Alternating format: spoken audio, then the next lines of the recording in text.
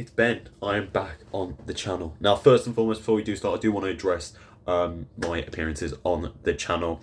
I'm in the final year of university, and as most people will know, final year is a big deal. So, first and foremost, university must come first before doing any videos on the channel. And ultimately, that's what has been happening over the course of a lot of this season. Been doing my work, been, just getting into that uni mindset, getting this year over with, and unfortunately that has meant I haven't been properly able to commit to watching Villa this season in a lot of the games, or watching enough time to warrant making a video. So I do apologise for that. I do hope you guys understand. But tonight is one of those circumstances where the time has been on my side. I'm in a good position now. So I thought, you know what, let's watch a bit of Aston Villa. Let's watch it in full tonight and finally give you guys a reaction from me for once in a while. So with that in mind, Aston Villa 2, AZ Alkmaar 1, forgot the name then. Villa secure a win in the Europa League group stage, a vital win in my opinion in trying to set ourselves up to qualify and go into the knockout stage. And like I said, it builds us into a good place going into the next final two games, which will hopefully decide what's going to be happening going ahead for Aston Villa in the Conference League. In terms of the game, then, I think overall Villa have been the much better team tonight.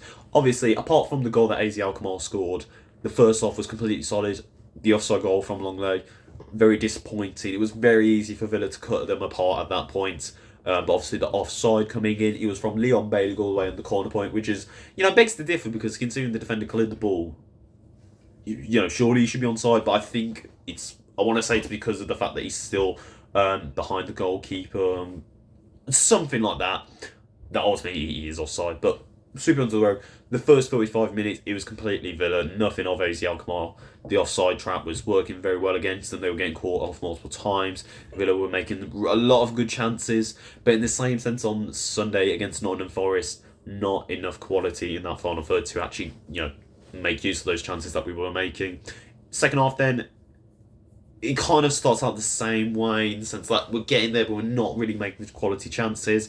AZ Alkmaar comes straight at it with those long balls. Something that the commentary team was saying that, if they're able to put that into effect, that's where AZ Alkmaar are going to shine. And also, they get it to their number 9, and he's able to slot it in the back of the net. And you got to sit there and think, typical Villa here. We're not switched on. It could be one of those nights where it's just not going to happen for us. You've got players like Diaby and Bailey in front of goal. They're making all these chances. They're weaving them, diving against defenders, but it's not ultimately getting anywhere near the back of the net. And then just 10 short minutes later, not a corner.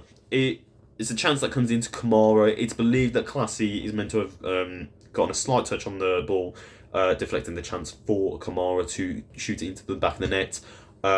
It ultimately doesn't. It just comes off Kamara himself. It's given as a corner. Bailey plays it in, and Diego Collis is able to head it into the back net for his first goal with Aston Villa. A bit of luck that you ultimately need sometimes in this game. Yes, it shouldn't have been a corner, but you're gonna get that once in a while. And ultimately, Villa needed some luck in that moment. And then the 20 minutes go by. Still Villa on top. AZ Alkmaar not really putting their foot on the gas, and it's the same with Villa as well. The amount of times we're walking around with the ball in the defensive half, it's just like, again, it's the way we want to play. We want to be a possessive heavy team, but sometimes we just got to show some enthusiasm, engage with the game, and engage with what the opponents we've got tonight, who are bottom of the group stage, looking more and more likely they're not going to qualify.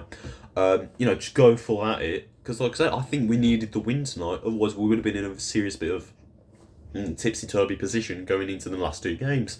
But ultimately, make the few substitutions. Douglas Luiz comes on, nice little pink ball into Ollie Watkins in the final third, quick header into the bottom corner, makes it 2-1, and ultimately Villa play with a much greater sense of confidence in the sense that they know the game's pretty much wrapped up with that Ollie Watkins goal. They're finally showing that bit of quality and a bit of attention to care to see out of those last 10-15 minutes.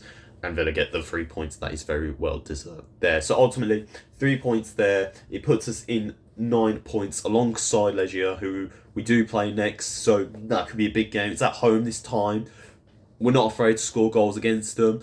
We're at home. Like I say, we're going to have that home support behind us. Maybe if we get that result, hoping as well, AZ Alkmaar and the other team, hopefully as long as they draw, then we should be good qualified. But like I said, if we can get that job done next time out, then it'd be massively solid going into that knockout stage. In terms of players' performances, then obviously I thought someone like Tielemans had a really good game today. I think he really shows the quality that he can bring when perhaps the Swedes isn't on the pitch. Sometimes in the final third, a few passes go hit or miss. But like the odd time, you can see the vision for getting that chip into that forward attacking three. You can see what quality is being brought there. It just needs that final little bit of snap, something that we did see ultimately with Douglas Luiz coming on. Even though the chance didn't really come off for him, I thought Bailey had a much better game than someone said like Diaby. I just didn't think it was going to be his night, unfortunately.